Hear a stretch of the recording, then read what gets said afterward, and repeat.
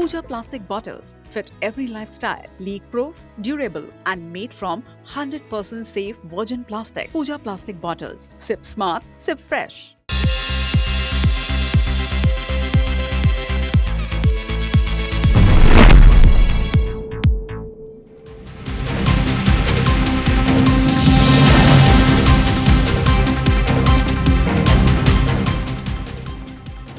नमस्कार, top 10 news में आपका स्वागत है। इस एक बुलेटिन में आपको बताएंगे दिन भर की 10 बड़ी खबरें। शुरुआत करते हैं मध्य प्रदेश के गुना से। यहां पर ओवरब्रिज से रेलवे ट्रैक पर एक छात्रा गिर गई। गंभीर हालत में उसे अस्पताल में भर्ती किया गया। नीट परीक्षा की तैयारी ये छात्रा कर रही थी और ये हादसा हो गया उसके साथ। ओवरब्रिज से रेलवे ट्रैक पर जो छात्रा है अचानक ही गिर गई। इसका फुटेज भी सामने आया है। देखिए कैसे यहाँ पर एक जो छात्रा है ओवरब्रिज से नीचे रेलवे ट्रैक पर गिरती हुई दिखाई। छात्रा की हालत गंभीर है, उसे अस्पताल में भर्ती किया गया है। नीट की ये तैयारी कर रही थी छात्रा। घटना का फुटेज भी सामने आया। कोतवाली पुलिस अब मामले की जांच में जुटी है। हालांकि फुटेज में ये समझ नहीं आ रहा है कि छात्रा गिरी है, उसने खुद कोई ऐसी कोशिश की है या फिर गलती से वो नीचे गिर गई।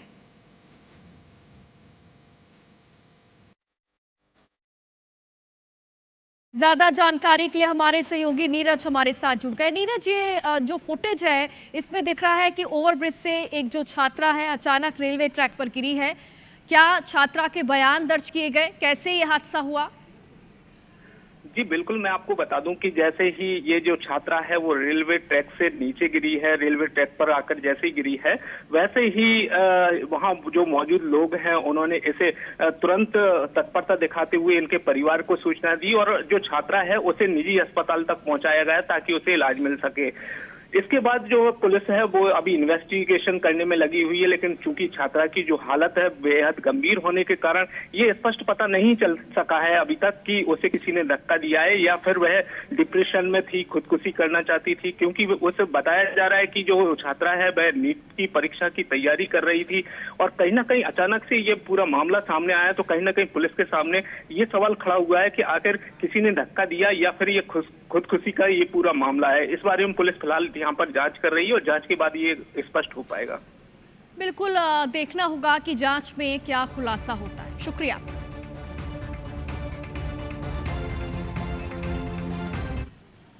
और मऊगंज की रहने वाली नीट छात्रा आकांक्षा चतुर्वेदी की मौत के बाद उसकी मां का एक भावुक वीडियो सामने आया।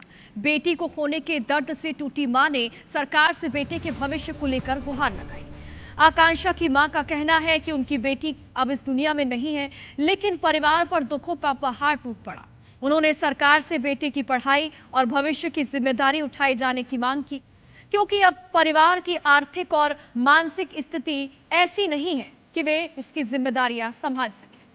बता दें कि नागपुर में रहकर नीट की तैयारी कर रही आकांक्षा ने 20 मई को सुसाइड नोट छोड़कर आत्महत्या कर दी और अब मां का भावुक वीडियो सामने आया है जिसमें वो मदद की गुहार लगा रही।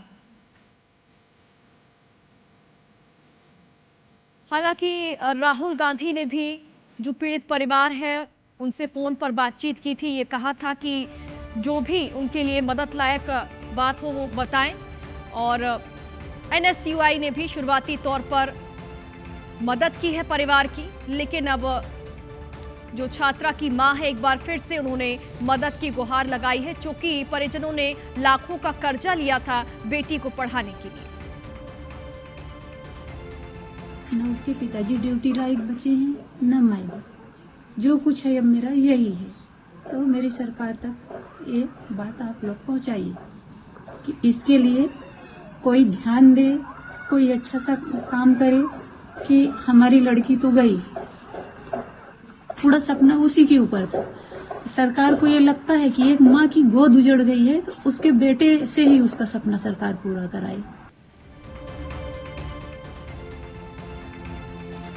तो ये आकांक्षा की मां है जो कि ये कह रही है कि उनकी बेटी तो चली गई, उसे तो वो वापस नहीं ला सकती, लेकिन जो दर्द है उसे भी भुलाया नहीं जा सकता। लेकिन जिंदगी जो है उसे तो गुजारना है और उसके लिए उन्हें आर्थिक मदद की ज़रूरत है और इसीलिए वो मदद की गुहार लगा रहे हैं।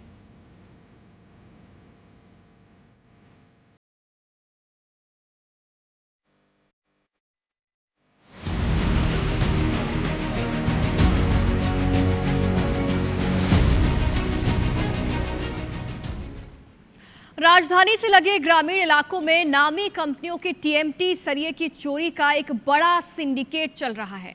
IBC 24 की पड़ताल में एक ऐसे शख्स ने कई चौंकाने वाले खुलासे किए जो खुद इस कारोबार से जुड़ा रहा है।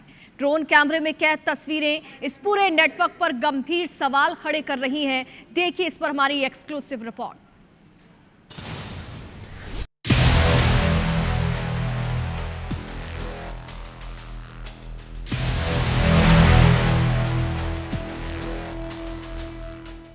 नामी कंपनियों के टीएमटी चोरी का चल रहा सिंडिकेट। रायपुर में ट्रांसपोर्ट नगर है, टाटीबंध बाईपास है और इधर खरोरा तरफ है, यहाँ चल रहा है।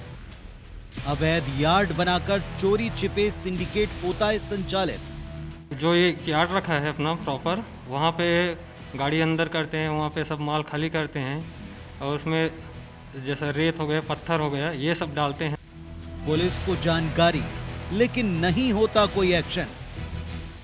बड़ा काम कर रहे हैं तो कोई ना कोई बड़ा हाथ होगा ही ना। कई नामी लोग काले धंधे में शामिल। होगा ही होगा, बिना थाना के तो कोई होगा ही नहीं ना। काले कारोबार से जुड़े युवक ने ही खोला राज। प्रदेश में संचालित हो रहे हैं चोरी के जो कंपनी से निकले जो टीएमटी हैं, उनके किस तरीके से चोरी होती है, आज IBC 24 इसका एक बड़ा खुलासा यहाँ पे करने जा रहा है। राजधानी रायपुर के सीमावर्ती ग्रामीण इलाकों में इन दिनों नामी कंपनियों के टीएमटी चोरी का एक सिंडिकेट संचालित है।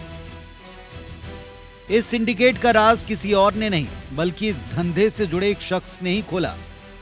पहचान छिपाकर सामने आए युवक ने IBC 24 से बातचीत में परत दर परत खुलासे किए और इस गंदे काले खेल का भंडाफोड़ किया। ये पूरा जो गोरख धंधा है किस तरीके से संचालित होता है, इसमें कौन कौन शामिल है, आज हमारे साथ हैं। उनका हम नाम आपको नहीं बता पाएंगे, सीधे तौर पे बात करते हैं। ये जो धंधा है, पूरा जो काला धंधा जो संचालित हो रहा है प्रदेश में, सबसे पहले जानना चाहेंगे कि कहाँ कहाँ संचालित हो रहा है। ये अपना चल रहा है रायपुर में ट्रांसपोर्ट नगर है, टाटीबंध बाईपास है और इधर खरोरा तरफ है, यहाँ चल रहा है। इसमें कौन लोग इसमें शामिल है, किसी के कुछ नाम हम जानते हैं? नाम इसमें वो अपना क्या नाम है, मोनू है और उसका और कोई पार्टनर है, ये सब शामिल हैं। फैक्ट्री से निकले ट्रकों को सीधे ऐसे यार्ड में ले जाया जाता है जहां हाइड्रा क्रेन से सरियों के बंडल उतार लिए जाते हैं और उनकी जगह पत्थर भर दिए जाते हैं। अब सवाल ये कि अगर चोरी का ये खेल इतना संगठित है तो सिस्टम की आंखें बंद क्यों हैं? ये किस तरीके से पूरे सिंडिकेट को चलाते हैं? ये जैसे अपना गाड़ी आता रहता है, जैसा रॉड वाला हो गया, स्पंज है, कोयल है, स्क्रैप है, ये गाड़ी जो चलता है रोड में, उनसे ये सब माल खरीदते हैं। मतलब आपका कहने का मतलब जो कंपनी से निकली जो गंतव्य तक जाने के लिए, उन गाड़ियों को ये क्या करते हैं? ये अपना हाइड्रा से उतारते हैं माल वगैरह, उसमें ले जाके जो ये यार्ड रखा है अपना प्रॉपर, वहाँ पे गाड़ी अंदर करते हैं, वहाँ पे सब माल खाली करते हैं और उसमें जैसा रेत हो गया, पत्थर हो गया, ये सब डालते हैं और अपना ये जो बता रहे हैं आप कि रेत और पत्थर जो डालते हैं वो कहाँ डालते हैं? क्योंकि जैसा कि आप बताना चाह रहे हैं कि वो उतने वज़न का होता है जितने का सरिया या लोहा टीएमटी निकला होता है, तो वो कहाँ बनाते हैं? कुछ स्पेशल कुछ बॉक्स बना रहता है क्या उसमें? ट्रकों में रहता है, केबिन है, केबिन के ऊपर में है, छत में है या केबिन के अंदर है, इसमें कुछ बना के रखते हैं, उसमें डालते हैं। हाँ, सिंडिकेट की बेखौफी का आलम देखिए। इन यार्ड्स में दिन रात इस तरह ट्रकों से चोरी होती है, जिसकी बानगी आप IBC 24 के ड्रोन कैमरे में भी देख पाएंगे। तो फिर उसके बाद ये जब गंतव्य पे पहुंचता है तो वहाँ पे क्या होता है? वहाँ कांटा में ड्राइवर लोग अपना सेटिंग कर लेते हैं, कांटा होने के बाद में या कांटा से पहले, अपना जो भी है ऐसा है। तो इसमें अगर बात करें तो क्योंकि ये एक बड़ा काम है तो खुले में ये होता है, तो क्या पुलिस को जिसकी जानकारी नहीं होती है? होता है, मालूम है, कुछ ना कुछ तो इन लोग का होगा सेटिंग वगैरह। ये जब जैसे चोरी का जो माल वहाँ उतरता है, उतरने के बाद उसको फिर कौन लोग खरीदते हैं? और उसके बारे में तो अपने को कोई आइडिया नहीं है, कहीं ना कहीं सेल करता होगा। अच्छा, जब वो कहीं बिक जाता है तो उसको पहुँचाते कैसे हैं? अपना पर्सनल गाड़ी करके। नहीं, कौन सी गाड़ी में, कौन सी उसमें? हाईवा में। जी। हाँ, तो वो हाईवा काहे की रहती है? वो अपना उन्हीं का रहता होगा। रेती वगैरह उसको? हाँ, रेत वाला है ना, जो आता है रेत वाला हाईवा, उसी से रेत वाली हाईवा में डाल देते हैं। हाँ। और फिर ऊपर से दिखता नहीं, क्योंकि वो नीचे रहता है, हाईवा का डाला ऊपर रहता है, तो उसमें वो अपना काम चलाते हैं। तो मतलब मैं एक बार फिर आपसे ये जानना चाह रहा हूँ, क्योंकि ये एक छोटा मोटा काम तो है नहीं, बड़ा काम है, इसमें कई बड़े लोग भी इसमें शामिल होंगे। हो सकते हैं। सबूत सामने है, आरोप संगीन है, सवाल सीधे सिस्टम पर है। आखिर किसके दम पर चल रहा है सिंडिकेट? कौन है जो इन अवैध यार्ड्स को संचालित करता है और किसका संरक्षण है? सबसे बड़ा सवाल, क्या इस खुलासे के बाद कार्रवाई होगी या ये काला खेल ऐसे ही चलता रहेगा? तो अब ये देखने वाली बात होगी कि IBC 24 के इस बड़े खुलासे के बाद प्रशासन इन लोगों पे कब तक और कैसी कार्रवाई करता है। कैमरामैन संजीव सिन्हा के साथ तहसीन जैदी, IBC 24, रायपुर। धर्मांतरण को लेकर मध्य प्रदेश में एक नया मोर्चा खुलता हुआ दिख रहा है। बीते दिनों मध्य प्रदेश की संस्कार थानी में सामने आए कैसेज के बाद सर्व ईसाई समाज ने शांति मार्च निकालकर उन्हें जबरन प्रताड़ित करने के आरोप लगाए। तो वहीं दूसरी तरफ हिंदू संगठन भी 11 तारीख के एक बड़े मोर्चे की तैयारी में है। क्या है ये बड़ा मोर्चा, देखिए और समझिए इस खास रिपोर्ट से।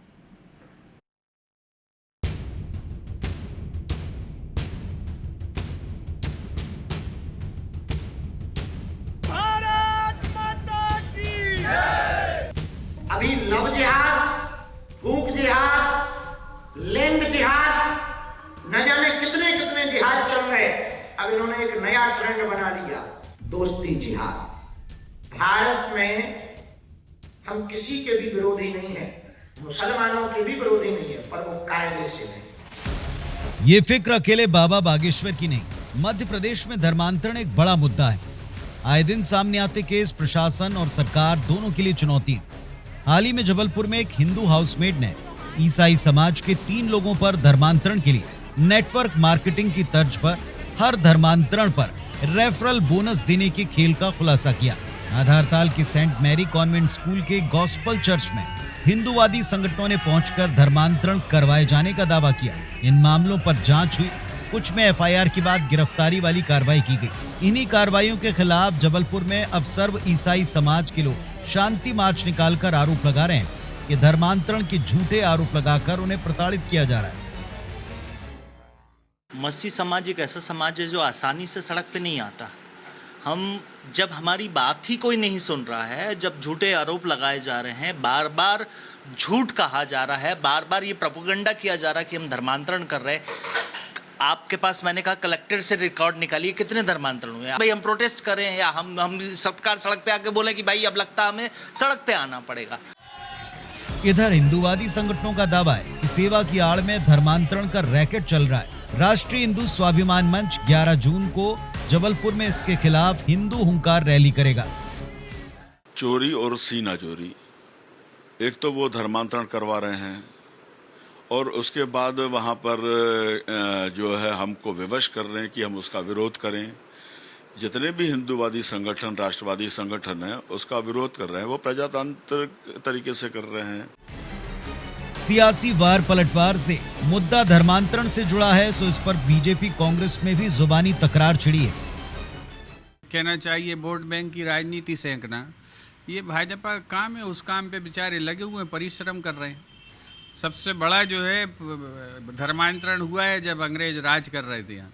उस समय जो है ये सारे भाई लोग और इनके पूर्वज चमचागिरी कर रहे थे, तेल मालिश कर रहे थे अंग्रेजों। भारतीय जनता पार्टी सरकार द्वारा धर्मांतरण के खिलाफ सख्त कानून बनाया गया और अब कानून अमल में हो गया है, तो ऐसे लोग जो लगातार लालच देके, प्रलोभन देके और यहाँ तक कि दबाव बनाकर गरीब लोगों का धर्मांतरण करवाते थे, ब्रेन वॉश करवाने का काम करते थे, उन लोगों को तकलीफ हो रही है।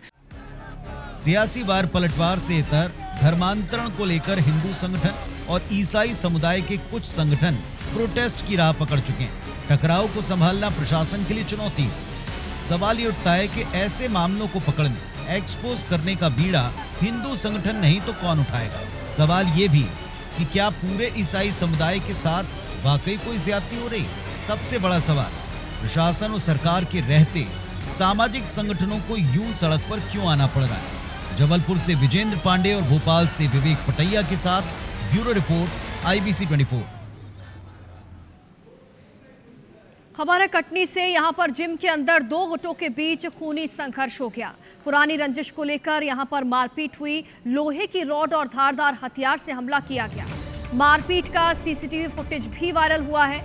बरही क्षेत्र के जिम का ये वीडियो बताया जा रहा है। देखिए कि कटनी में जिम के अंदर दो गुट आपस में भिड़ गए। इनका कोई पुराना विवाद चल रहा था, इसे लेकर दोनों ही गुट के लोग बेकाबू हो गए। लोहे की रॉड और धारदार हथियार का इस्तेमाल किया गया, एक दूसरे पर हमला किया गया। हालांकि अभी तक इस मामले में कोई एक्शन नहीं लिया गया और ना ही किसी पक्ष की तरफ से कोई शिकायत दर्ज की गई।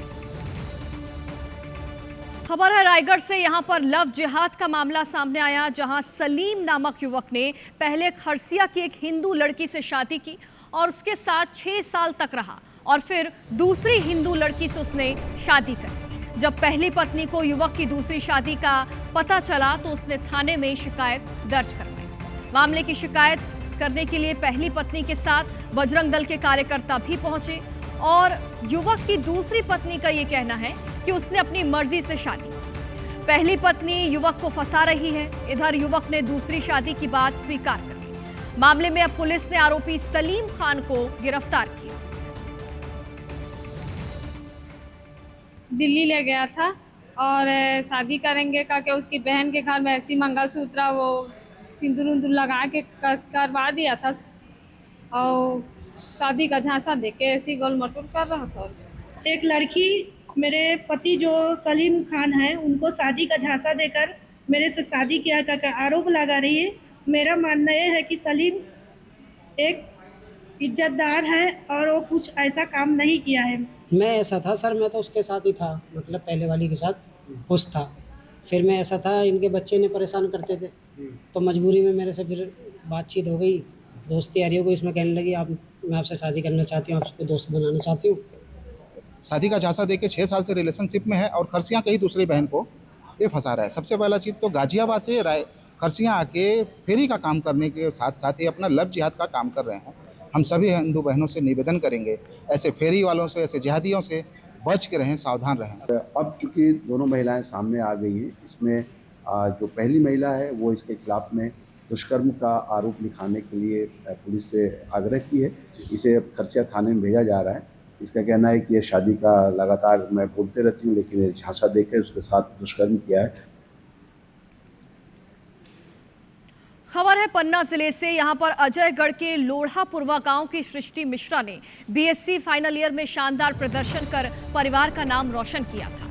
घर में खुशियों का माहौल था, लेकिन किसी को अंदाजा नहीं था कि ये खुशियां इतनी जल्दी मातम में बदल जाएंगी। परिजनों का आरोप है कि भीना निवासी बरकू ठाकुर लंबे समय से सृष्टि को फोन कर परेशान कर रहा था। वीडियो वायरल करने और बदनाम करने की धमकियों से वो मानसिक रूप से बेहद परेशान थी और इसी प्रताड़ना से तंग आकर उसने जहरीला पदार्थ खा लिया। तबीयत बिगड़ने पर परिजन उसे अस्पताल लेकर पहुंचे। हालत गंभीर होने पर रीवा उसे रेफर किया गया, लेकिन रास्ते में ही सृष्टि ने दम तोड़ दिया। बेटे की मौत के बाद परिवार सदमे में है। पुलिस ने मर्ग कायम कर जांच शुरू की। प्रशासन से ये मदद चाहेंगे कि श्रीमान जी, हमारी बच्ची तो चली गई, पर जिसने ऐसा कांड किया है तो उसको भी सबक मिलना चाहिए। आज मेरी बच्ची फर्स्ट क्लास आई, आज उसने इतना बड़ा कदम उठाया, उस बंदे के पीछे अपनी जान पे खेल गई है, तो उस बंदे को भी कठोर से कठोर कार्रवाई हो, फांसी की सजा दी जाए श्रीमान जी। खबर है बालाघाट से। यहां पर जिले की बैहर तहसील में निजी भूमि से मिट्टी और मुरम के अवैध खनन के मामले में प्रशासन ने बड़ी कार्रवाई। निर्माणाधीन मायरा रिसोर्ट से जुड़े 13 लोगों पर कुल 4 करोड़ 99 लाख रुपए से ज्यादा का जुर्माना लगाया गया। जांच में यह भी सामने आया कि खनन कार्य में जेसीबी मशीनों और डंपर वाहनों का उपयोग किया गया। जिला प्रशासन ने स्पष्ट किया कि निर्धारित 30 दिनों के अंदर जुर्माने की राशि जमा नहीं की गई तो दंड की जो राशि है वो दोगुना हो जाएगी, यानी कि 9 करोड़ 98 लाख रुपए हो जाएगी। इधर रिजॉर्ट संचालक ने पूरे मामले में सफाई दी। हमारे ऊपर 5 करोड़ का जो लगाया गया है, आप देखेंगे तो कान्हा नेशनल पार्क में इससे बड़ा रिजॉर्ट खुला है अभी अपने उसमें, तो हो सकता है कि उन्होंने उसी को देखते हुए उसी हिसाब से लगाने की कोशिश करी हो, बट कि किसी भी चीज़ में यहाँ पे उत्खनन या गलत तरीके से काम नहीं कराया गया। मैनपाट इलाके में इन दिनों पीलिया का प्रकोप चिंता का विषय बना हुआ है। ग्राम पंचायत कुनिया, सपनादर, बैगहवा और बरीमा में पिछले 10 दिनों के अंदर उप सरपंच जितेंद्र यादव सहित 5 लोगों की मौत होने का दावा किया जा रहा है, जबकि 12 से ज्यादा मरीजों का अंबिकापुर और रायपुर के निजी अस्पतालों में इलाज जारी है। बढ़ते संक्रमण को देखते हुए स्वास्थ्य विभाग ने प्रभावित गांव में स्वास्थ्य शिविर लगाकर लोगों की जांच शुरू कर दी है और पेयजल के सैंपल भी जांच के लिए भेजे गए। सीएमएचओ के मुताबिक अब तक पीलिया से 2 मौतों की पुष्टि हुई है, अन्य मामलों की जांच जारी। अब प्रशासन तो हमारे पास आया नहीं है, प्रशासन से सहयोग चाहते हैं, अभी तक तो प्रशासन हमारे पास कोई आया नहीं है। मेरे भाई का एक 7 माह का बच्चा है सर। मेन पार्ट के अभी एक तो बाजार डांड में गए थे, एक इधर बरीमा में आए हैं, एक पुनिया वाला इलाका है, ये इन इलाकों में केस मिले हैं। अभी ऐसा आधिकारिक पुष्टि नहीं है, अब फाइनल हमारा डेथ ऑडिट हो जाएगा तो कह पाएंगे कि किसकी वजह से डेथ हुई है। सूचना प्राप्त होने के तत्काल बाद स्वास्थ्य विभाग और पीएचई की टीम के द्वारा वहां पर घर घर जाकर सर्वे किया जा रहा है। लोगों को ये भी समझाइश दी जा रही है कि अगर कोई बीमार पड़ता है घर में तो वो तुरंत डॉक्टर के पास जाए। झाड़ फूँक या अन्य जो विधियाँ हैं उनमें उनकी बजाय उनको तुरंत डॉक्टर के पास जाना चाहिए ताकि उनको बेहतर इलाज मिल सके। मैनपाट में पीलिया का मामला सामने आया है और हमने विभागीय अधिकारियों को निर्देश दिया है कि मौका स्थल पर जाकर सभी जल स्रोतों और संबंधित जैसे बीमारियां कैसे फैलती हैं उसकी जांच करें और त्वरित निदान करें। मैं ग्रामवासियों से भी अपील करना चाहता हूं कि इस मौसम में साफ़ सुथरा पानी पिएं और अपने सुरक्षा का ध्यान रखें। और इसी के साथ टॉप 10 न्यूज़ में फिलहाल इतना ही। आगे देखिए देश और दुनिया की तमाम खबरें फटाफट अंदाज में टॉप 100 में।